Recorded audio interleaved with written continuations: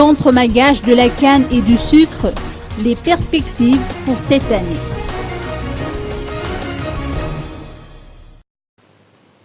Le Centre Magache de la canne et du sucre, ou CMCS, est un organisme rattaché au ministère du Commerce et de la Consommation.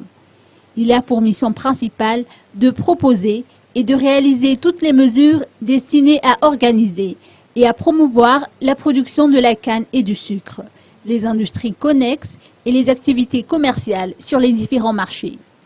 De nombreuses réalisations ont été enregistrées en 2014, comme nous l'explique son directeur général, Gaëtan Ramidou. Durant l'année 2014, nous pouvons citer quelques réalisations au niveau du Centre Malgache de la canne et du sucre. En l'occurrence, l'amélioration variétale, c'est-à-dire que après la phase d'augmentation, d'amélioration de la production, donc nous avons mis en place une politique d'amélioration des variétés exploitées au niveau des sites. Et actuellement, au niveau des sites de Murundava, nous avons déjà 4 nouvelles variétés. Celui de Namaki, il y a 8 variétés nouvelles. Et puis, à Mbilupé, il y a 5 nouvelles variétés qui sont déjà exploitées en grande culture.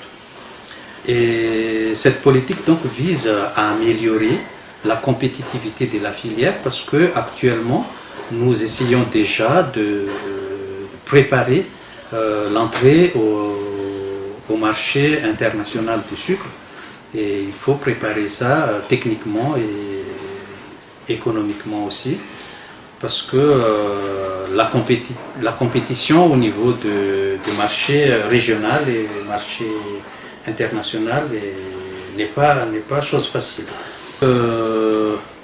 Nous avons ratifié l'accord international du sucre, puis on a procédé aussi à l'adhésion de Madagascar à l'Organisation internationale du sucre, ceci afin d'avoir les analyses financières nécessaires à la prise de décision au niveau du gouvernement et au niveau aussi des opérateurs économiques. À part ça, nous avons aussi essayé de mettre en place une norme du sucre avec le bureau de normes de Madagascar, et la validation de cette norme donc se fera ce mois-ci. Si tel est le bilan positif, le DG du CMCS n'a pas manqué de noter les événements malheureux qui se sont produits à la Sucoma de Murundava au mois de décembre dernier.